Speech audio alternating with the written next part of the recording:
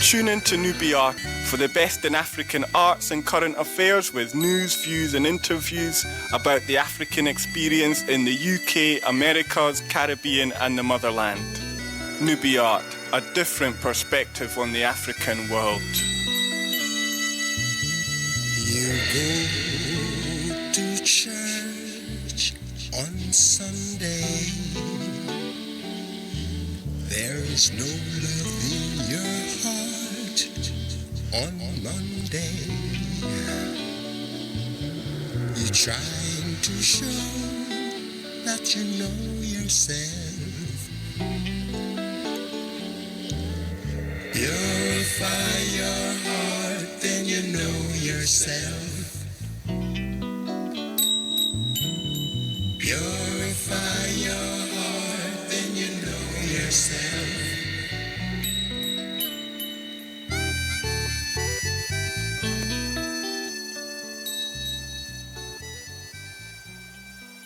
Interview with Dr Shihan De Silva, Senior Fellow at the Institute of Commonwealth Studies at the University of London. Welcome, Shihan. Thank you. Could you just give us a bit of your background? I'm from Sri Lanka and I've been in Britain for some years. I have been researching a Creole language in Sri Lanka called the Indo-Portuguese of Ceylon, which the Afro-Sri Lankans speak. At the moment, it's only the grandmothers and the grandfathers that speak this language. And I'm also a musician, so that's how I got interested in the music, the dance, and the language of the Afro-Sri Lankans. And from then on, I started looking at other Afro-Asian communities, looking for them and looking for other researchers. How big is the African population in Sri Lanka? They're outmarrying a lot, and this last community is about 500, not very large. Are they based in a certain place? They're based in a village called Sirambiadia, and the nearest big town is Puttalama in the northwestern province. So that's more up the Tamils?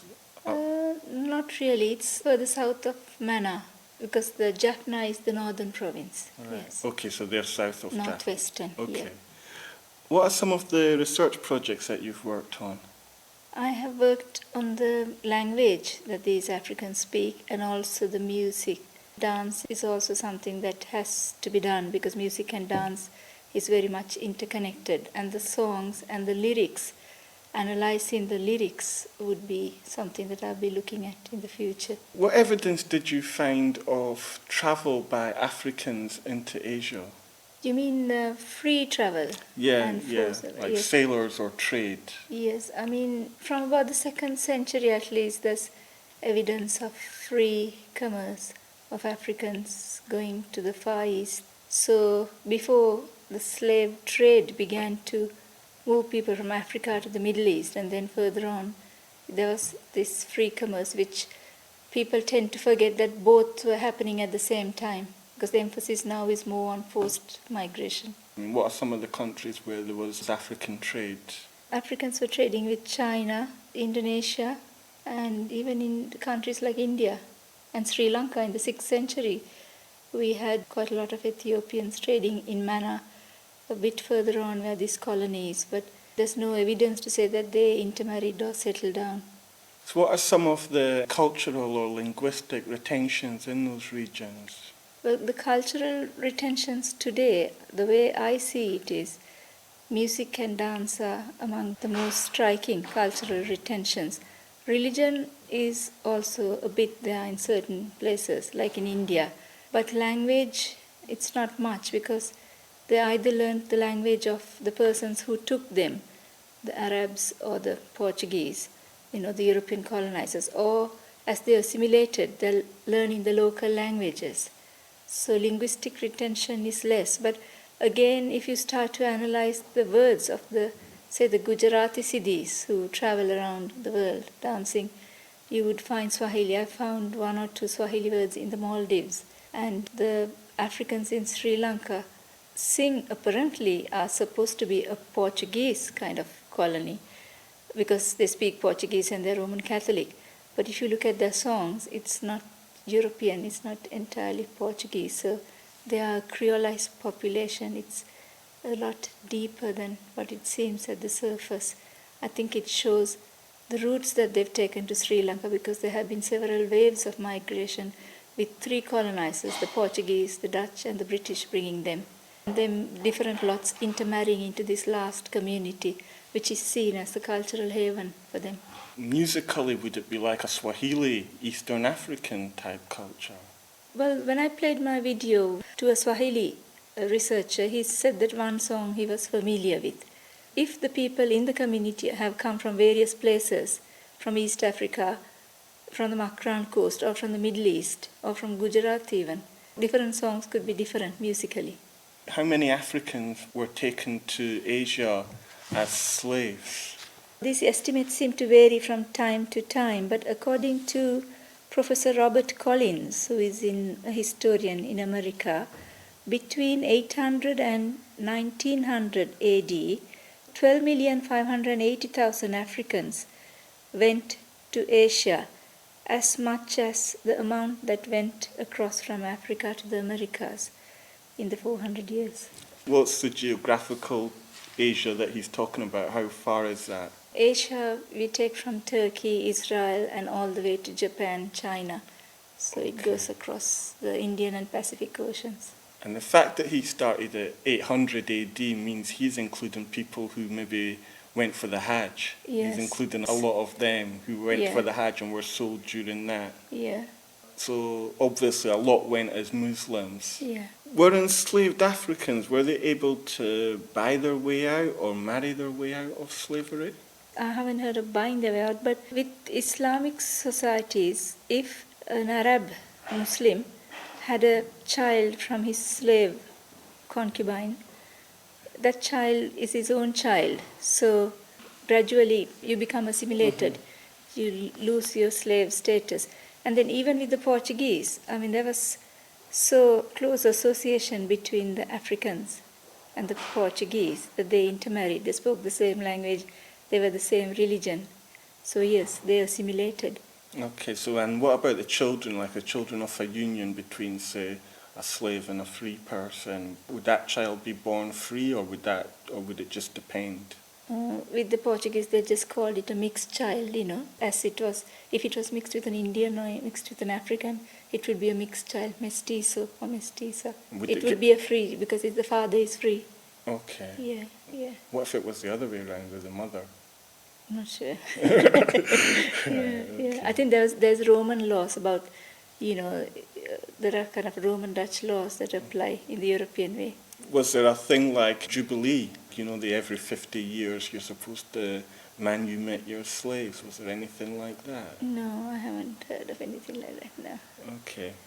Were Africans who went as traders and sailors, were they treated differently during that same slave period from Africans who had gone there as slaves?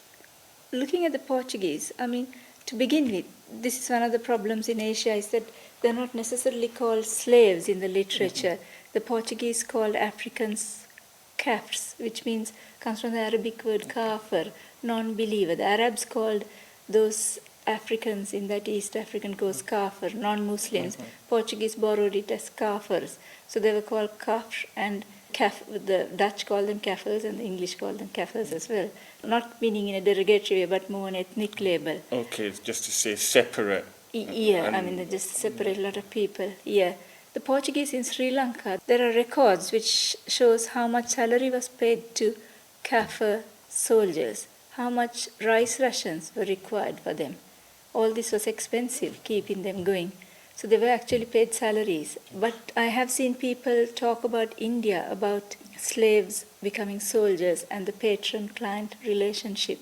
There's a kind of a dependency, and that you would never be disloyal to your patron. You're kind of dependent, even if you're a free soldier. Okay, what were some of the jobs that the enslaved Africans were doing? In different times it varies. The Portuguese used them as soldiers, as nannies. The Dutch used them as seamstresses, and then some to work to build fortresses and to work in the gardens. And the British also used them to work, say, in Sumatra, to do everything really, because the British couldn't survive, Englishmen couldn't survive in Sumatra. That was the reason to find Africans to go and man the fortress in Sumatra. Okay. So except in the top jobs, the running was done by them. Okay, so Yes. all kinds of manual work, all Yes. kinds of military Cooking, work. everything, yes. Okay, and the big plantations, was it like in the way that you see them in America, the big, or the Caribbean, the big kind Yes, of there were cotton plantations. plantations? Yeah, there were plantations in Sumatra, so they were working in plantations as well. What were the tea? Pepper and all that, yes. Like those plantations, were they like half Africans working there and half Indigenous, or was it just like all Africans on those plantations? I think with the British, because it was the East India Company, a company which looks for profit maximization, we see they used the cheapest source of labor. So they used Africans, and if Africans, once 1818 came and Sir Stamford Raffles abolished the slave trade and no more Africans have been coming in as slaves, we find that they use another group. They use convicts, and then they use coolies, Asians. So one group replaces another, cheapest source of labor. Okay. Yeah.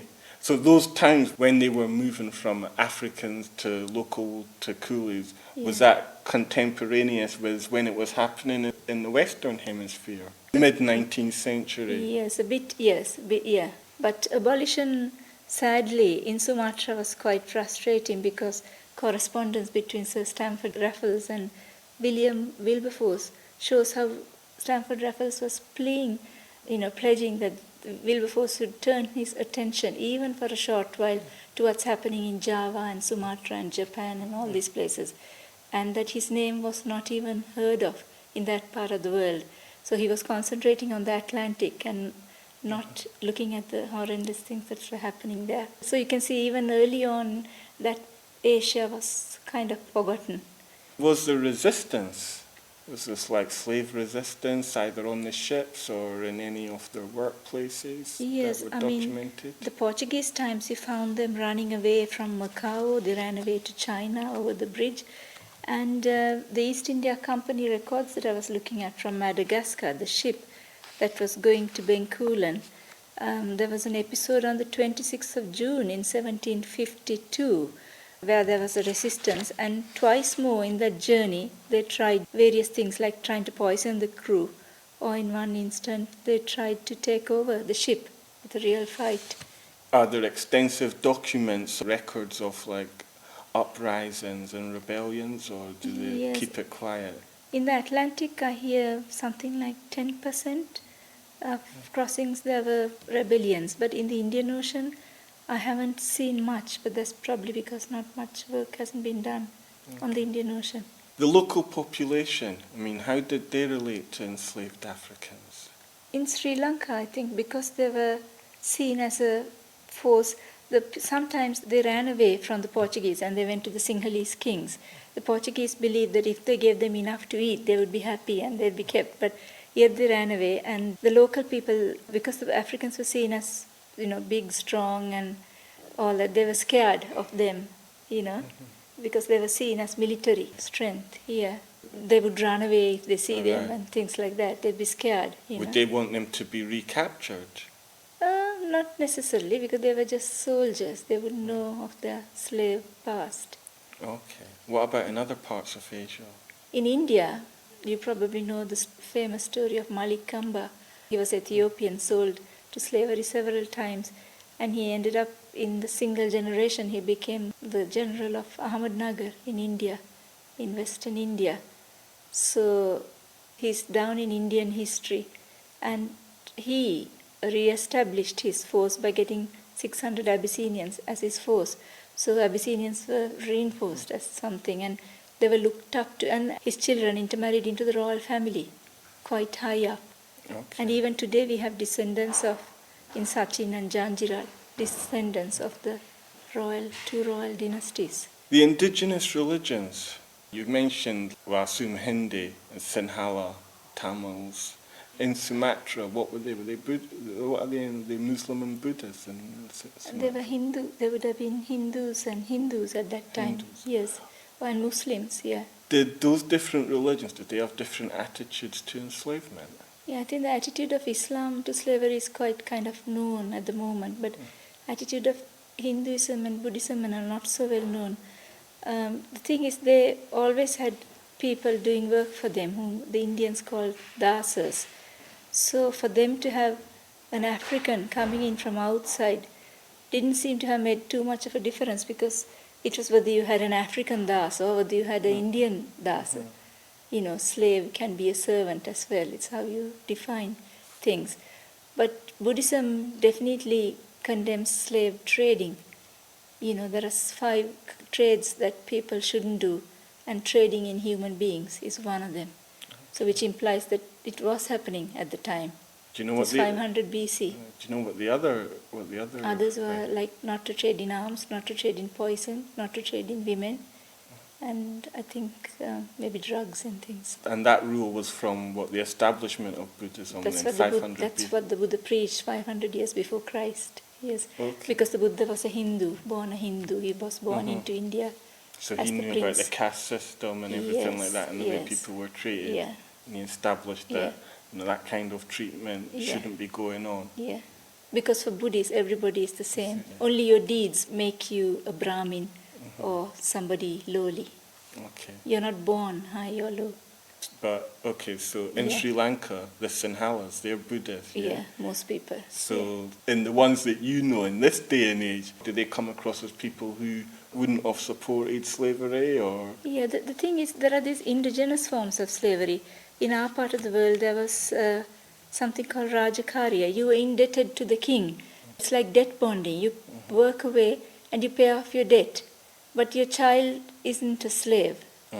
So it's not like, inherited. Now, slavery is in this way is inherited, isn't it? Yeah. Children of slaves are slaves unless they were freed. By a general decree. Yeah. When did the slave transportation of Africans, when did it stop in the different parts of Asia? Yes, again, just like in the Atlantic, it's, ended in Brazil, not so that long, 1880, wasn't it? And in, Haiti was the first country. Indian Ocean was rather like that. I mean, 1818 in Sumatra, simply because Sir Stamford Raffles on the spot took his own decision without even consulting the East India Company to free the slaves. Then in Sri Lanka, it was early on, I think 1811, to stop that. But then, in India, it was another date. So it happened in different stages. And ending the slave trade was different to ending slavery, because you had to get the slave owners to come out and register them and things like that. It was an economic loss for them, so it was difficult to get them to do it just like that. So the ending of the actual slavery would be 20, 30 years Yes. afterwards. Yeah. Okay. Yeah. Do you know if they were compensated like the way the ones in the Western Hemisphere were compensated by the British government, like the actual slave owners being compensated? Yes, I've seen the first clerk to the British governor in Sri Lanka proposing a way to end slavery about this compensation. And yes, I think I have a feeling that they were compensated, not the slaves, but the slave owners. Yes. Yeah.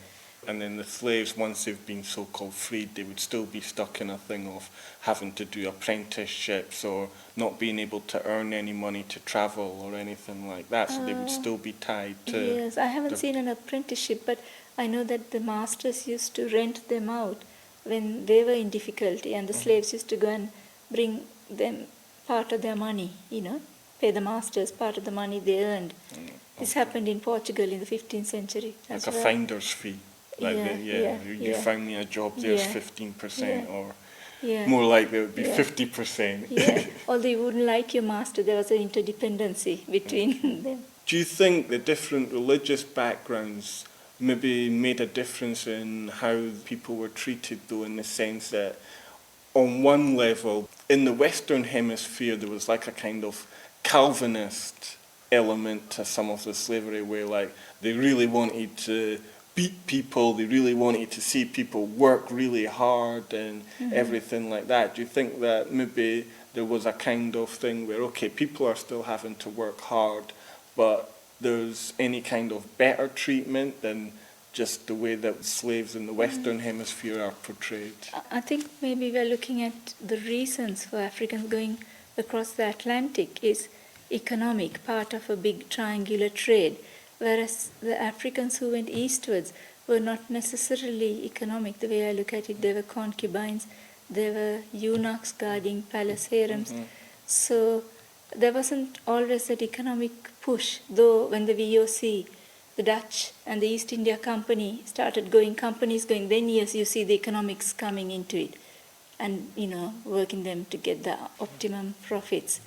But eastwards migration wasn't entirely economic. There was some social benefit as well. What was that social benefit? Well, to have a harem, Ethiopians were considered the most beautiful women, copper-colored and everything, Ethiopian concubines.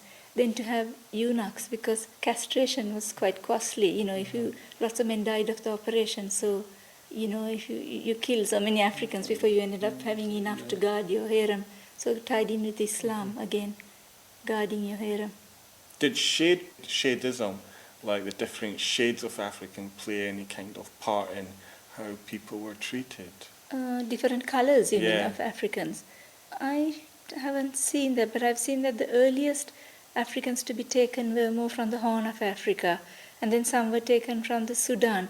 I think the aggressiveness of the Africans in the southern coast kept them from not being enslaved, because one would wonder why the Portuguese ships would go around the Cape of Good Hope and not carry some southern Africans from there.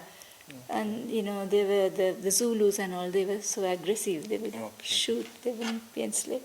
So the ones who came were mainly coming from Ethiopia, Somalia. And even that particular region like Gala, Was that because they were the minority in Ethiopia and they wanted to get away from maybe the Abyssinians or anything like that? Yes, because of internal problems in the Ethiopian case. But in the Sudanese case, they were simply exchanging what East Africa had, what Asia wanted. So all kinds of glues and resins and things, ivory, and then humans as well. I think we've covered why there's not as much coverage. Is there anything else you want to say on that? The differences between coverage of Western Hemisphere compared to the coverage that's in the East? Yeah, I think in a sense I'm happy that the African Americans have voiced this in such a way, because there's been a spillover into the Indian Ocean. On the other hand, I think their advantage has been that they've been educated in English and they've had the freedom of speech and expression, to do this, and things like positive discrimination, which people are stuck in Indian villages or Sri Lankan, Indian forests, Sri Lankan villages, or people who have assimilated into Islamic societies wouldn't speak out because they are now part of it. They would just be marginalized, uneducated. Yes, and some are freed slaves and they're now speaking in some Middle Eastern countries. And they've assimilated. I think the diversity of the Indian Ocean, there are ancient cultures, so many languages, religions and everything, they just added to that diversity. It was an advantage for them that they went into diverse cultures, so they've just become creolized and hybridized, I think. And we talked a lot about the sea routes. What about the land routes going through Asia? Did you know anything about that? There were the caravan routes, the trade routes and Mecca and all that. I don't know. So that would be the Islamic time. Is there anything you want to add? Maybe the Pacific you were saying. So maybe you could add something about the Pacific that brings everything together. Because I know with the Pacific, a lot of them, they talk about being there for thousands of years. Right? They just talk this is where we started. They talk that way. Yeah. If you look at the Australian Aborigines or anybody coming up, they're almost like, we were the first people on this piece of land. And some of them don't even have a tradition of having sailed from Africa. They have a tradition that we are indigenous to here, and their first ancestor was there. There's elements of that which are slightly different from somebody who's gone there even in the last 1,000 years. 1,000 years for some of them is not a long time for how long they've been out in the Pacific Ocean. That I'm very interested in. I read bits about people in Hawaii. Some of it is it's their own creation myth, their own myth of how they were populated, who their first initial ancestor is. And then there's little references to like features and colours and certain traditions that you would link back, but the main thing is like them coming from there. I've not looked at the whole of the islands in the Pacific, but a lot of it is, they don't talk about coming there anytime during an enslavement period. They talk about either being there from time, that's where they first came from, or, they're talking about we came so long ago that they're talking 10, 15, 20,000 years ago, those kind of numbers. So that's interesting to look at in the future, isn't it? Yeah. All right, so what are you working on now? Well, at the moment I'm trying to write up my chapters, my East India Company records that I've been looking up the last so many months on Sumatra. So I'm working on another book at the moment, yes. Okay. Yes, and one of my books is in press. It should be out in a few months. That one, African Identity in Asia. All right, yes. Okay. Yeah. So who's publishing that? That's in Princeton. That's Marcus Weiner, publishers. He's published a lot on slavery. All right. Sheehan, thanks a lot. Thank you.